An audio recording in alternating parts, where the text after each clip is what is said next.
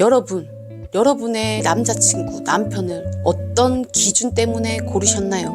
직업, 키, 성격, 취미, 식성 등 여러분이 현재 가지고 있는 그 기준점들, 그거 전부 여러분 거 맞나요? 이 영상은 좋은 남자친구, 남편 고르는 법에 대한 영상이 아닙니다.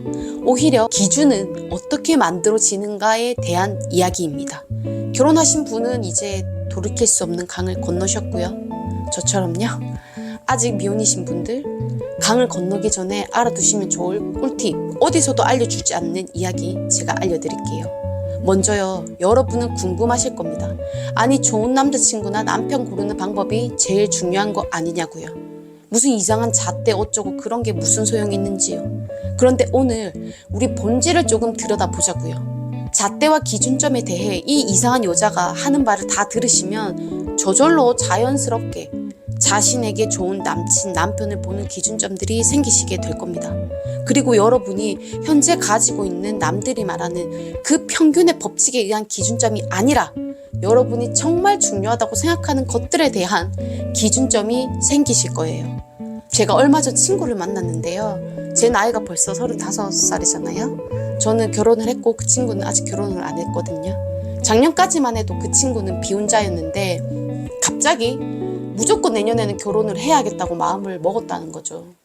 근데 제 친구가 썸 타고 있는 남자에 대해 들어보니 제가 볼 땐 그냥 한마디로 말하면 쓰레기였거든요. 뭔가 남주기는 싫고 나기는 싫고 이런 느낌인 거죠. 그런데 술 먹으면 자상하고 잘 챙겨주고 이야기도 잘 통한대요. 그리고 그 남자가 가진 느낌, 성향, 말투 뭐 이런 것들이 너무 좋대요. 제가 직접 보지는 않았지만 사진으로 보니 외모는 그냥 그렇거든요. 근데 제 친구가 이미 눈이 하트 뿅뿅이 돼가지고 대시도 먼저 이미 한 상태인 거예요. 그리고 알고 보니 이 친구가 그 남자에게 끌렸던 게 생각해보니 본인의 형부와 비슷한 점이 많다고 이야기를 딱 하더라고요. 평소 본인 주변에서 유일한 결혼한 사람이 형부거든요. 본인이 유일하게 행복한 부부 생활을 이어가는 언니의 결혼 생활을 가까이에서 보니 본인도 모르게 형부가 원하는 남편상이 된 거죠. 이게 엄청난 중요한 사실입니다. 여러분, 반면 교사든 그냥 교사든 뭐든지 우리가 보고 느끼는 것이 알게 모르게 우리의 기준점이 되고 있습니다. 실제로 다니엘 카너먼 심리학자는 숫자가 적힌 원판을 돌리면서 피험자들에게 이 원판 돌리기의 결과와 아무 상관이 없는 질문을 던졌습니다. 유엔에 가입한 아프리카 국가들은 몇 %일까요? 대부분의 참가자들은 답을 확실히 알 수 없었으니 어림짐작을 해야 했으므로 이것은 꽤 공평한 질문이었죠. 그러나 이들의 추정치는 원판의 숫자에 따라 큰 영향을 받았습니다. 원판의 숫자가 10이었을 때 대답은 평균적으로 25%에 불과했지만 원판이 65를 가리켰을 때 대답은 평균 45%나 되었어요. 즉, 이 말은 우리가 낮은 숫자에 노출되었을 때와 높은 숫자에 노출되었을 때 답은 무려 20%나 차이가 났다는 겁니다. 이 실험이 뜻하는 바가 무엇일까요? 우리는 이 실험을 실생활에서 어떻게 응용할 수 있을까요? 시험 기간에는 숫자 100, 90과 같은 숫자를 방문에 걸어두고 보고 있으면 도움이 될 수 있겠죠. 만약 여러분이 세일즈맨이라면 이렇게 활용해 볼 수도 있습니다. 처음에 100만원짜리의 제품 A를 소개해주고 그 다음에 50만원인 B 제품을 소개해주는 거죠. 그럼 상대적으로 50만원이 싸게 보이죠? 사실 50만원도 비싸잖아요. 그렇게 우리는 뭐든지 일상에서 기준점을 만들고 그 기준점대로 제품을 사고 사람들과 어울리고 행동을 한다는 거예요. 저는 제 친구 형부가 얼마나 좋은 사람인지 모릅니다. 다만 중요한 건 여러분의 주변을 둘러보세요. 혹시 지금 여러분 주변에서 멀리하고 싶은 사람이 있나요?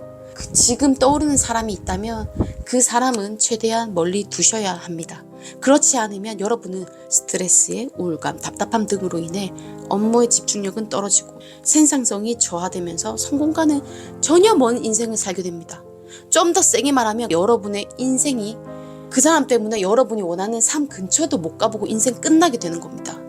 대신 옆에 가까이 두고 싶은 사람을 가까이 하십시오. 그런 사람을 옆에 두고 있으면 마음이 편하고 든든하고요. 늘 에너지를 얻고 뭐든지 도전할 힘이 생기거든요. 그 사람은 나를 이해해주고 격려해주고 도와주고 내가 성장하는 데 도움이 됩니다. 그리고 이런 사람은 나에게 행복을 주고 삶의 의미를 줍니다. 만약 여러분이 성공하고 싶으면 다시 인간관계를 재정립하셔야 될 때입니다. 혹시 같은 동네에 살기 때문에 아직도 인연을 함께하고 있는 사람이 있지는 않나요?